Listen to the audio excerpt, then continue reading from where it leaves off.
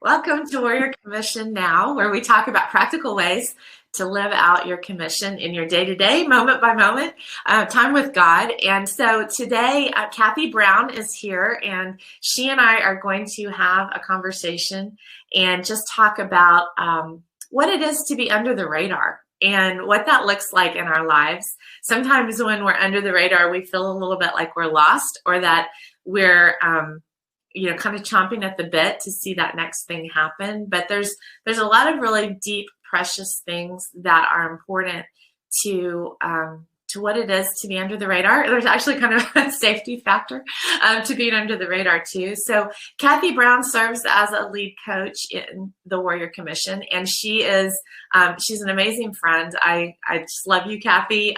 Just enjoy our conversations that we get to have too. And so I'm really excited that we can have a conversation, and that everyone who's participating in this video can also join us in that. But, Kathy, when we were talking about the idea of under the radar, one of the things that you said, like the first thing you said was there's a process in it, there's a process in being under the radar. So let's talk a little bit about that. What would you kind of describe as part of the process of being under the radar?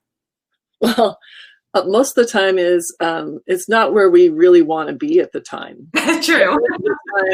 It's like we're ready to just go out and do what we think we're supposed to do, and all of a sudden God puts us into this place of hiddenness and quietness, and it's an amazing place. But it's interesting because you learn that this is so critically important for us to really go into that secret place of intimacy with God before he can activate us in any part of our commission.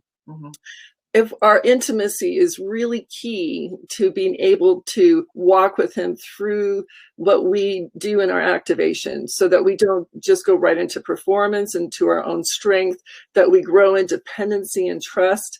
And that time of under the radar, that time of hiddenness, is really an amazing place of provision and protection. And it's that secret place that is talked about in Psalm 91, that we experience him under the shadow of his wing.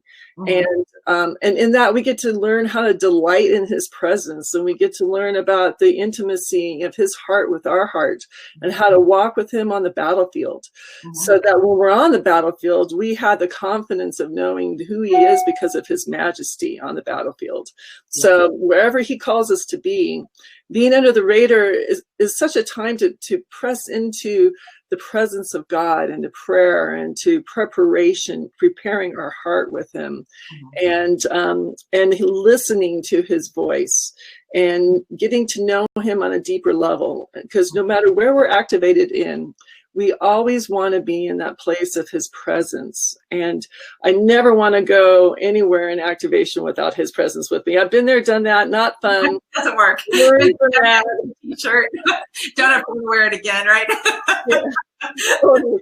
And then, it's okay, because God says, all right, you learned something here. All right, let's go back here and talk about what you just learned. Just like a little child who runs ahead of his parents. And he always asks me that question. So how's that working for you? It's like, not so well. When he asks that question, I know my response is not so well. Because it's true. We have the ebbs and flows. That's the way we describe it in the Warrior Commission, is we talk about ebbs and flows and activation. And so in the place of that ebb, or in the place of that hiddenness, that secret place, it's really this precious time to connect to God in a deeper way. It's about, if you think about it like a tree, and the seasons. Trees do different things during different seasons. So in the winter season, which is what we usually call kind of a hiddenness type of time, or an under the radar type of time, that's when the roots are going deeper. And, it may not be blossoming because its energy is being put toward the depth and the being firmly planted in the ground that tree has, grown up in. So I love that part about the intimacy and the secrecy, or not secrecy, but the secret place of what that is. And it's kind of a protected place as well. And a place the protection. So maybe you can speak a little bit to why being in a place of under the radar is like when you're not on the radar, when you're on the radar, you're seen, right? So what is so precious about that place of protection when you're under the radar, Kathy? What have you experienced for that? In that place of hiddenness, you really learn about the one being with the one, that everything is about you and your God and the Holy Spirit and Jesus. It's just it's performing for the one. There's no performance in it. It's just all you are is for that, the one, your God. So it cleans out everything else. Mm-hmm. And all the other parts that would try to drive you into expectations and again performance and into doing at this point of being in that deep place with God, you learn about his heart for you in a whole nother level. Yeah. And he meets you there in it. You learn about his presence and how he meets you there. Mm-hmm. And to me, that's a lot of what the Song of Solomon is about too. Yeah. Is about that place of learning about your great love. Mm-hmm. And I love also in Psalm 91 how towards the end of the psalm, and he loves this time with us too, because we learn how to delight in him as our great lover. Mm-hmm. And when we can delight in the presence of the Lord and we experience his delight for us, it definitely changes us. We encounter him on a whole nother level of his glory and his heart of love for us, that takes us out of everything else. And it also protects us from any warfare at that time, a lot of that, because we're not being seen. Mm-hmm. So it's kind of it's really a fun cocoon place, like where we are just we're growing, we're learning, we're discovering some new things about God. And then later on, as it opens up, he shows us how to walk with him into the manifestation, into the activation that he has for us to live through our commission for him. Wow. But without intimacy, if we don't go to intimacy first, it never can be, the fulfilling of our commission is never the same. Right. Because we don't carry that presence in the same way with him, his heart of love. And I love how in Colossians it talks about that love is a mark of true maturity. Mm-hmm. So for us to really encounter that and to grow in that, we need that deep place, that winter ebb season of drawing in the nourishment of God's heart of love, the intensity of his heart of love for us and for the world that he created. Wow. So and really, that time of hiddenness is a bit like a Sabbath. If we really thought about it in those terms, I think we might honor it a little bit more too, because in the times of activation, we are engaged, we are, we're growing somewhat, but we're really more applying what it is that we've learned or the growth that we've had. And so when we go into those times when we're under the radar, we're in a place of actually God putting a whole bunch of deposits in us that allow us to be in that place of rest and refreshing, and it's not necessarily a physical refreshing. It's a spiritual refreshing, because it's really drinking in and an intentional focus on the presence of God in our lives, and that is healing, and that is restorative, and that is it prepares us, but it also gives us that breath of fresh air, if you will, before we step back into the place where our courage is needed, where our wisdom gained in that place is able to be shared and able to be lived out. So it is to me, it's a huge place of just really enjoying, like relishing it, and not looking so far ahead that we lose what we've got there. Because activation is fun, right? There's a lot of fun stuff that happens in activation, and you see things happening in your life, and and things are really cool. But you don't have, your well gets dry, if you don't know how to refresh. And so whether you're under the radar for a season or you're under the radar even just for a week or two, it really is like a precious Sabbath time to grow and deepen in God, I think. Yeah. And he also shows us things that he wants us to grow into with him during that time, that he wants to bring us into new places with him. Mm-hmm. So that preparation part is really important, because he's showing us things that he wants us to be able to allow him to move more into our life. Mm-hmm. And it's like a washing away, like a cleansing that God does during this time too. That is really beautiful. In the shower. Yes. And it's a waterfall of blessing. You just it's just like standing under a waterfall and just soaking it in. And I have to say, there's been times when I was like, I don't want to leave this place, and then God's like, it's time now. I'm calling you into a new place. How to move.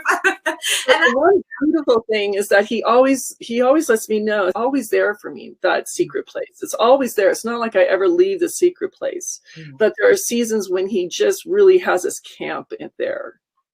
I think that's key, though, is part of the reason we go into that under the radar place is so we can learn what the secret place is, and we know how to stay in it, and we know what it's like in it. And so when we do, move into maybe a time of activation where it's easy to get distracted, we realize, hey, there's something missing. I need to move back into alignment with God, into that secret place. And I really need to live my life from that secret place, not like, oh, now I'm in the secret place and now I'm not, now I'm in a place of the Sabbath rest, and this is great and this is awesome. Okay, now I'm active and I don't need that anymore. Well, that's not actually true. You're learning how to stay in it. You're learning how to live from it, and you're learning what it's like to be, what is this, what is this flow like, so that when you do sometimes get out of it, you realize, hey, this isn't the same, and you can move back into it, again. And then the activation part of our time is something that we do from that secret place, and that is a place of depth, and all the fruit of the Spirit and the wisdom of God, and all the things that are part of that. And I do think that's part of why sometimes God will shut doors for us, is because we've lost sight of needing to be in that secret place, and we've kind of gotten distracted from being in it. We've forgotten what it is to be there. So sometimes those shut doors are a blessing to bring us back under the radar.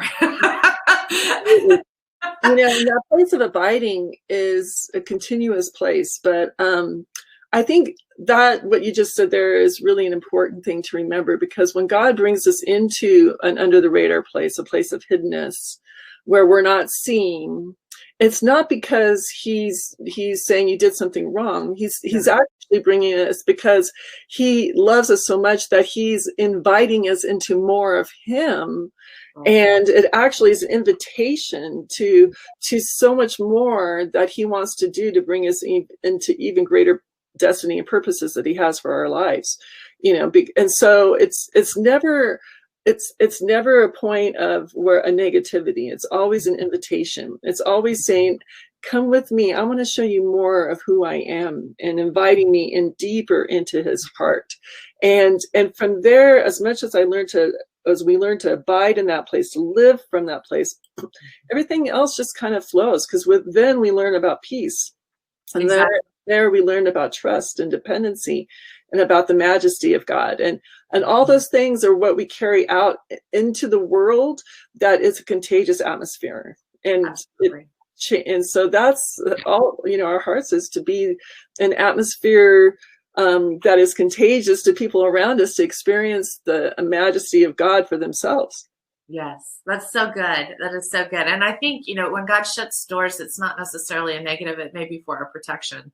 And it's a guiding thing. You know, it's not, oh, you don't deserve this because you're so bad. It's this is not best for you. I'm going to shut this door because there's something that I have that's better. So I think that's a really key component. So we had other things we were going to talk about, but we've kind of run out of time. So maybe we'll do that on another chat down the road. But just want to say thank you guys for joining us. Kathy, thank you so much for being a part. I absolutely love the conversations we get to have together. And just want to say thank you guys. If you want to check out some more of our posts, you're welcome to check us out at Warrior Commission Now on our YouTube channel. We post on Tuesdays, Thursdays, and Saturdays. So we've got something all week long that can hopefully encourage you. And we're just grateful that you're here and are a part.